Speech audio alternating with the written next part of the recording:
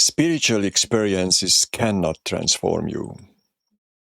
Sometimes it seems to me that the entire global population is hypnotized. Everybody is on the hunt for experiences. Thought acquires and builds on experiences. You are here to get something from this. That's the process. We think if we just get the right experience, our life will completely change. This is picked up because something is missing. Thought is just looking for the right filler. Whether satisfaction comes from becoming enlightened or working on a field is immaterial. Both are sustained by the same structure. Those who pursue spirituality seek what they think is the highest or the best form of spiritual experience. The arrival at the highest comes through comparison. Without dragging the lowest with us, we can't reach the highest. You cannot escape what you are running from. The low and the high are not two ends of a spectrum. They are the whole structure. Neither exists without the other. Right now, thought measures where you are against where you think you should be. Becoming is driven by not seeing the connection between the low and the high.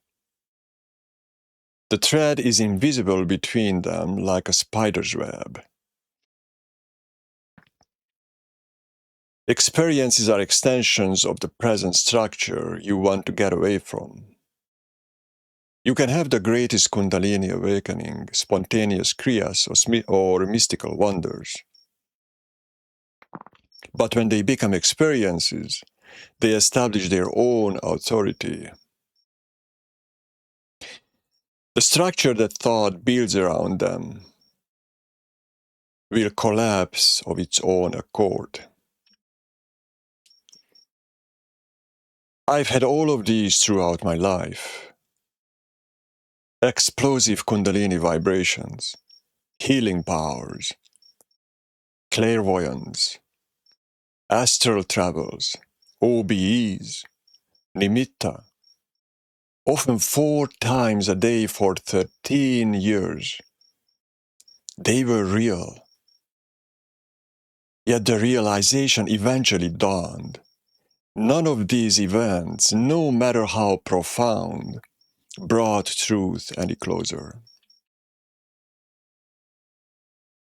Kundalini might expand consciousness or do whatever it claims to do. It has no significance in your relationship to the world. If you find yourself in a difficult situation, it's intelligent thought that will help, not the experience of awakening. You might claim that awakening is intelligence, but such a claim becomes useless in a difficult situation.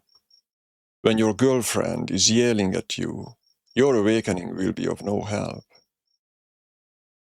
If responses are shaped by experiences, then they will worsen conflicts, not solve them. Thought responds well when it is not shaped by priors. I'm talking about psychological and emotional matters, not practical ones. Ultimately, there is no difference between the experience of dishwashing, awakening, or Kundalini. I wash dishes. I have awakened. I have experienced Kundalini. It's just recollected memory. Thought establishes a mnemonic hierarchy depending on where you live.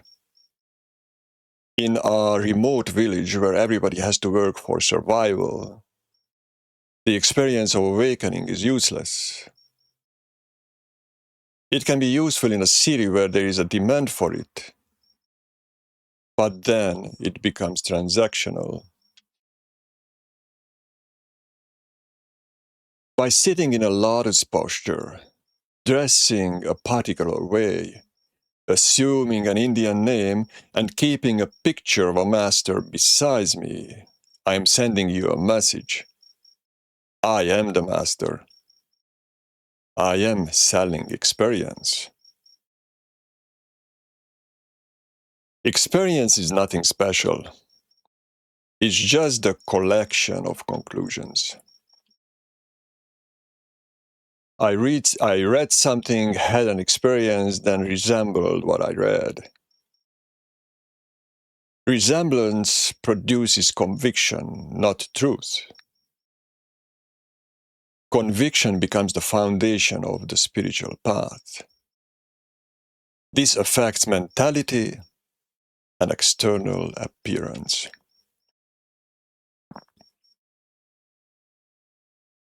Awakening and dishwashing are two different things, but the mechanism by which experience forms is the same. The experience that's formed after washing dishes will decide whether you like it or not. What's your experience? We often ask. In my Awakened video/essay, I distinguished realization from recognition. Here I want to avoid people using realization as the new ground for awakening. Realization just means that it comes from inside. Insight does not rely on priors. However, insight can crystallize and then it can be mimicked by thought. When this happens, it's no longer insight. It becomes recognition. A realization that is recalled from memory is disconnected from seeing. It's not realization. Whatever you remember about your awakening, that is not it. It's memory.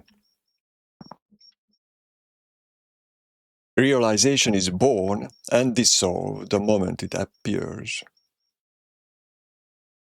Something may have shifted right now. It is already gone.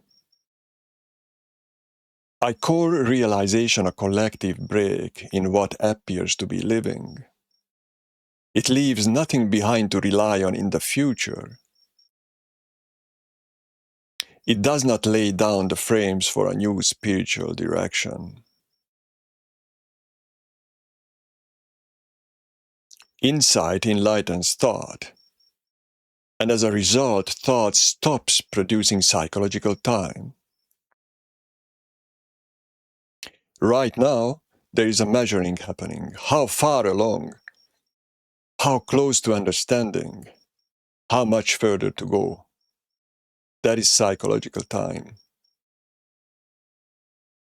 Thought still uses time as measurement for practical purposes like meetings, but it completely drops it as achievement and becoming.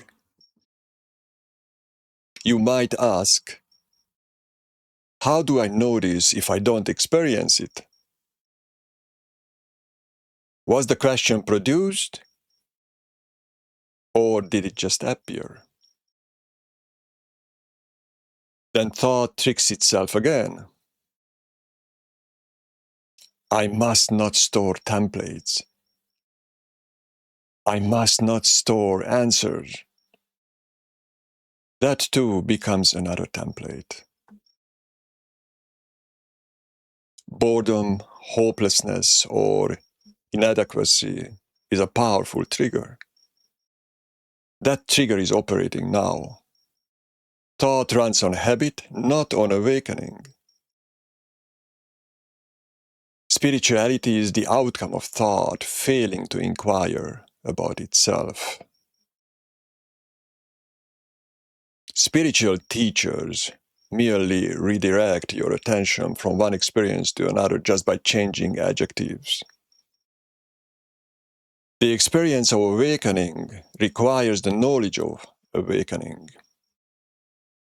Without knowledge, it is just impossible to recognize it as such.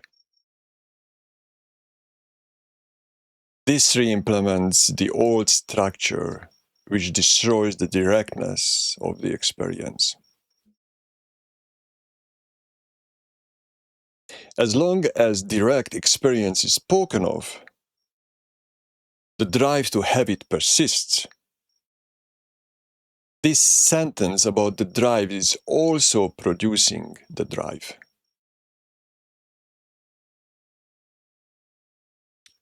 People are attracted by things they can identify with.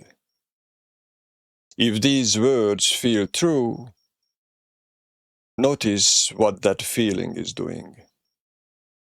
It's strengthening your conviction, therefore your identity. Truth does not seek your agreement.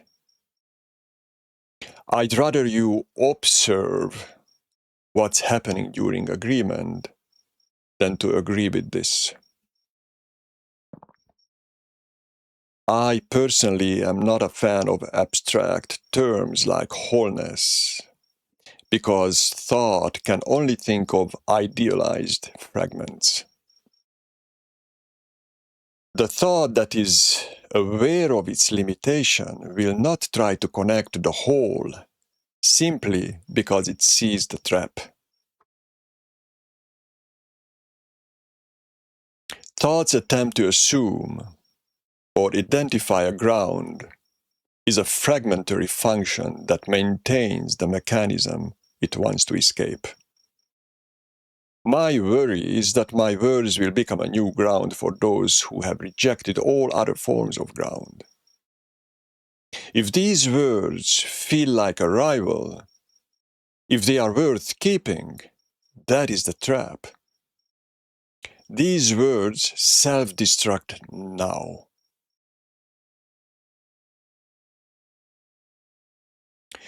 If observation was absent with these words, there will be none next time. Observation cannot be forced or planned, because that's not observation, it's thought. Thought cannot decide to observe without making observation directional and biased. The words spoken here are not encouragement to arrive anywhere or to become anything.